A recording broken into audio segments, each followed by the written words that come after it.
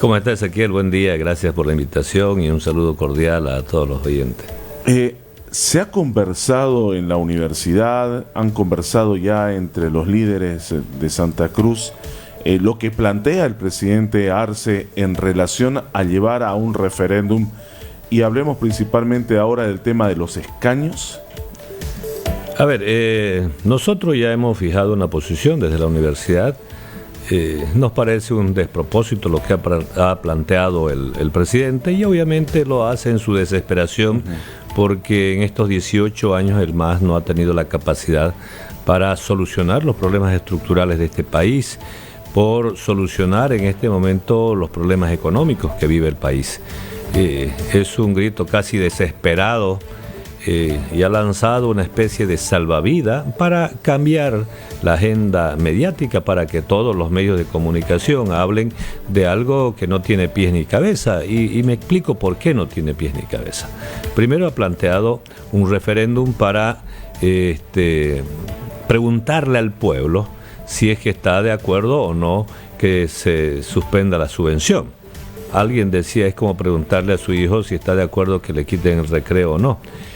Primero, eso no tiene pies ni cabeza. ¿Por qué? Porque todas las competencias privativas del Poder Central, de acuerdo al artículo 14 de la Ley 026, no puede ir a un referéndum. No puede ir a un referéndum. Entonces, ahí creo que está mal asesorado, o a sabiendas, sus asesores le han dicho, ¿saben qué? Plantea esto. Pero las actividades privativas del Poder Central no van al referéndum. Seguramente cuando ellos eleven esto en consideración del Tribunal Supremo Electoral, el Tribunal Supremo Electoral le va a decir, ¿sabe qué, señor presidente o señores miembros del Poder Ejecutivo? Ustedes están planteando algo que no se puede llevar adelante, porque estas actividades son privativas del Poder Central. Justo el vocal Francisco Vargas en un X dijo de que el Tribunal Supremo Electoral de Bolivia deberá conocer formalmente las preguntas para pronunciarse oportunamente sobre esta iniciativa en el marco de sus competencias establecidas en la Constitución Política del Estado y la normativa electoral, en relación justo a lo que usted está diciendo. Así es. Entonces, este tema de preguntarle al pueblo si quieren o no quieren que se suspenda la subvención, no va a caminar. Segunda parte, habla de la redistribución de los escaños. A ver, ningún referéndum va a anular los resultados del censo. El censo de población y vivienda se llevó adelante con la ley 1492, esa ley que al pueblo boliviano le costó mucho sacrificio, porque tuvimos 36 días de paro, y producto de eso quien les habla y otros actores estamos procesados por terroristas. Entonces, ya estaban las reglas del juego, ya están los resultados ahí. Por lo tanto, si sale otra ley, no va a tener carácter retroactivo. Ninguna ley tiene carácter retroactivo. Por más que haya una consulta. Por más que haya una consulta.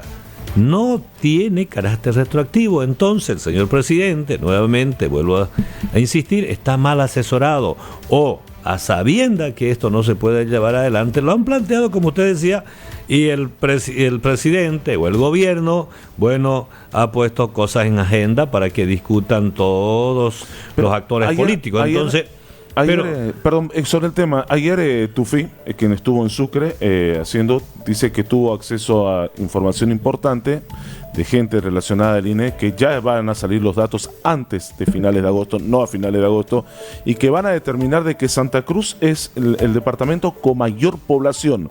Entonces, este planteo, ¿qué trasfondo tiene a raíz de esta información si se confirma?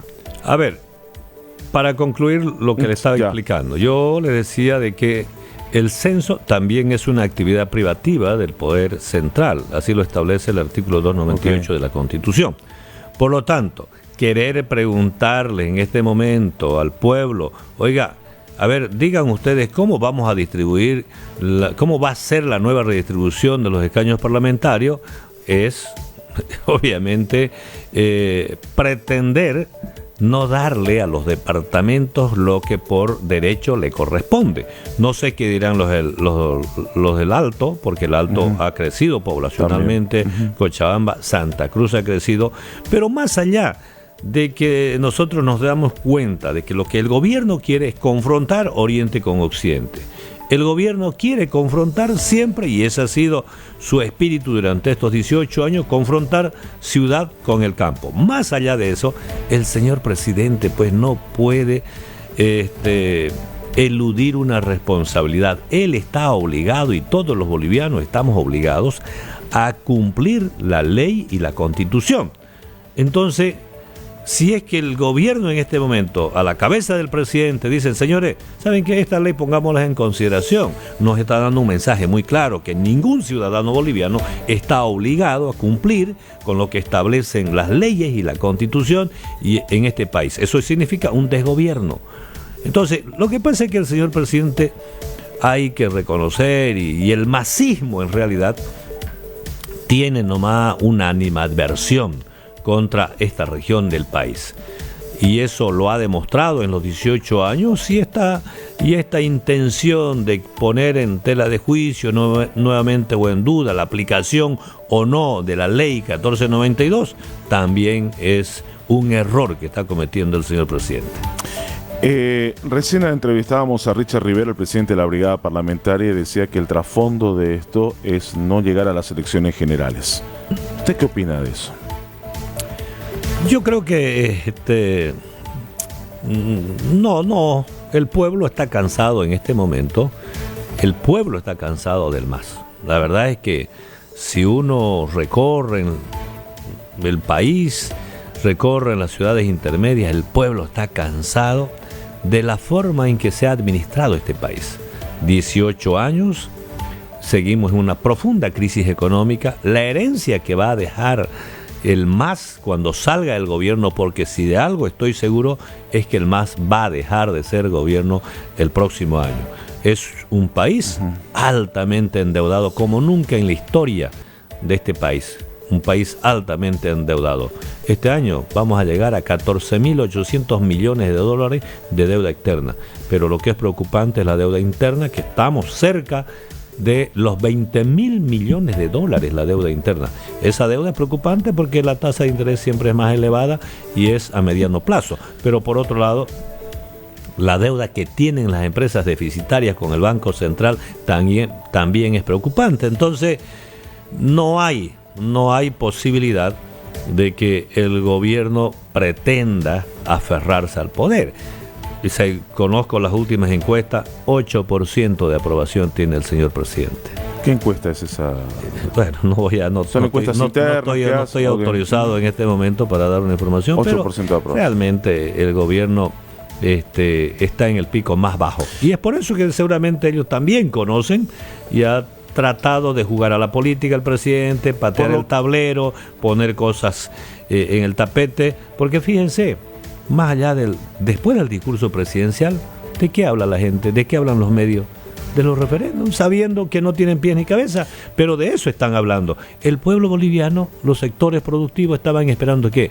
Un mensaje de esperanza, un mensaje donde anuncien medidas concretas para aliviar la falta de diésel, la falta de dólares y generar condiciones para atraer inversión privada y extranjera. Estamos conversando con el rector de la Universidad Autónoma, Gabriel René Moreno, el doctor Vicente Cuellar, aquí en Desayuno Informado. En resumen rapidito, y usted me corrige, rector, dice que tanto el tema del subsidio y el tema de la redistribución de escaños debería ser rechazado por el Tribunal Supremo Electoral porque esto es propio del gobierno, ¿correcto? Es una correcto, competencia privativa del ¿Qué pasa con el tema de la reelección que ya fue definido eso en el 21F?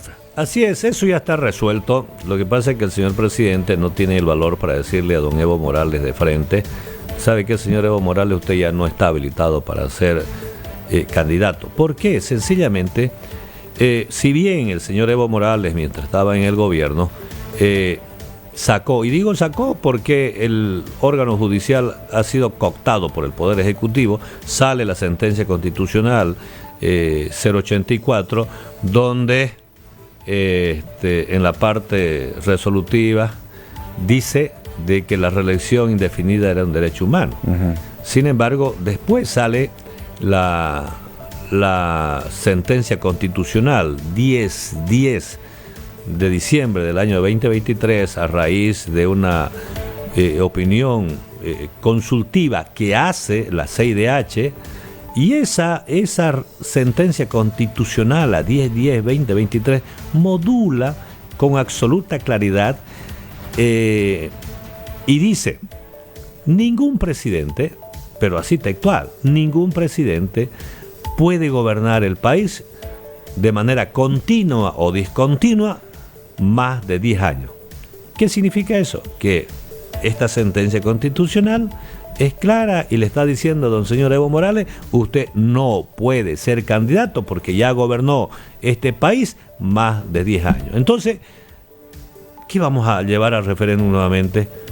La sentencia constitucional 1010-93.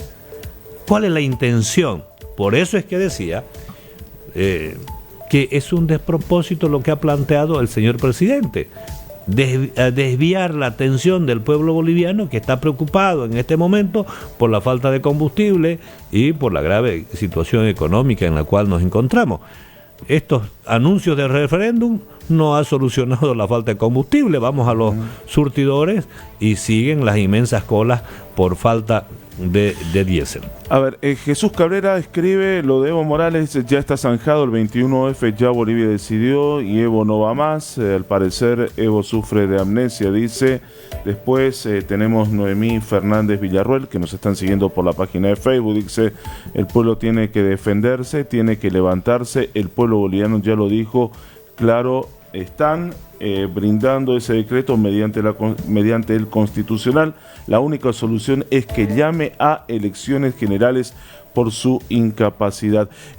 Don Vicente, usted decía de que, bueno, estas son posiciones que ya ha tomado la universidad. ¿Por qué no vemos hasta ahora una posición en conjunto de los líderes cruceños, de las cabezas de Santa Cruz? A ver, primero un paréntesis, sí, para responder la última opinión, cuando habla de que hay un auto constitucional. Miren, el gobierno maliciosamente, sabiendo que de acuerdo al artículo 411 de la Constitución, solamente hay dos caminos para las reformas parciales de la Constitución. La primera es optar por la iniciativa ciudadana, donde se tiene que elevar firmas que alcancen al 20% del padrón electoral. Y el otro camino es lograr con 2/3 la aprobación en la Asamblea Legislativa Plurinacional. ¿Qué ha hecho el gobierno? ¿Qué hizo el presidente de la Comisión de Constitución? Ha presentado una acción de inconstitucionalidad abstracta al Tribunal Constitucional y ha sido obviamente admitida mediante auto constitucional 326 del 16 de julio, nuevito de paquete, hace unos cuantos días atrás, donde el gobierno pretende de que no solamente sean esas dos vías para una reforma parcial de la Constitución, sino también que lo pueda hacer por decreto supremo, en otras palabras. Eso realmente... es lo que reveló el ministro de Justicia, que dice: ustedes no le tiraron importancia y nosotros ya lo habíamos presentado en consulta. Claro, lo que pasa es que ellos manejan pues el Tribunal Constitucional. ¿Y quién firma ese auto de admisión? El señor Pato Hurtado. El señor Pato Hurtado, conocido en el mundo de los litigantes, de los administradores de justicia. Es más, la universidad le está haciendo un juicio de responsabilidades a este señor por favorecer a terceros en algunas tierras que tiene la Universidad Autónoma Gabriel René Moreno. Entonces, a eso se refiere la señora. Como ellos manipulan la justicia, entonces presentan esa acción de inconstitucionalidad abstracta, pero inmediatamente admiten ya esa pretensión por el Tribunal Constitucional. Ahora, a la segunda parte que usted me decía. En realidad no nos hemos reunido los representantes de las instituciones. Sin embargo, yo he anunciado el día de ayer que voy a convocar a una reunión para reactivar el Comité Interinstitucional.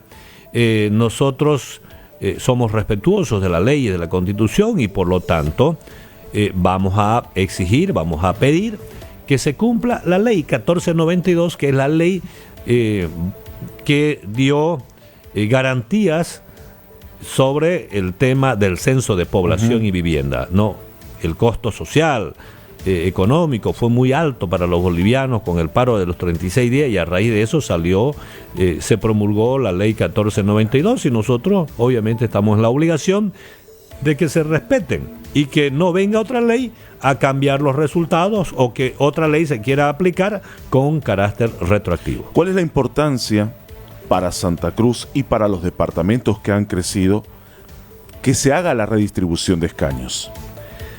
Miren, yo en esto soy muy, muy sincero, pero soy respetuoso de la ley.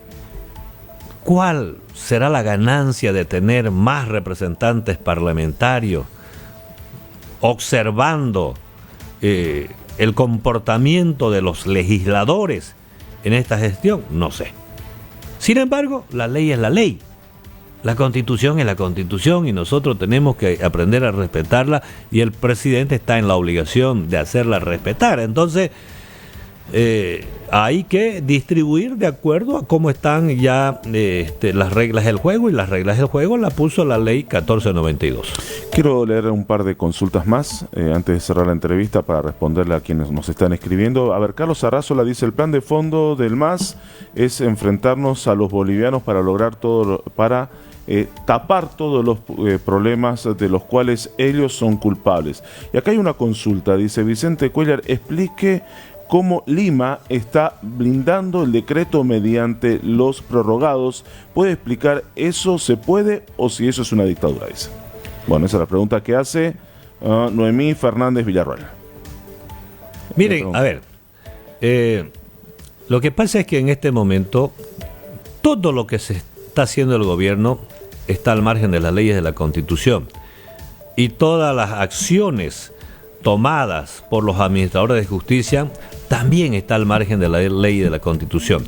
Yo, si de algo estoy seguro, es de que miembros del Ejecutivo y gran parte del Legislativo, para el próximo año 2025, cuando el MAS salga del gobierno, van a estar en el banquillo de los acusados, y seguramente el camino que les va a quedar va a ser el camino Choncho Coro. ¿Por qué?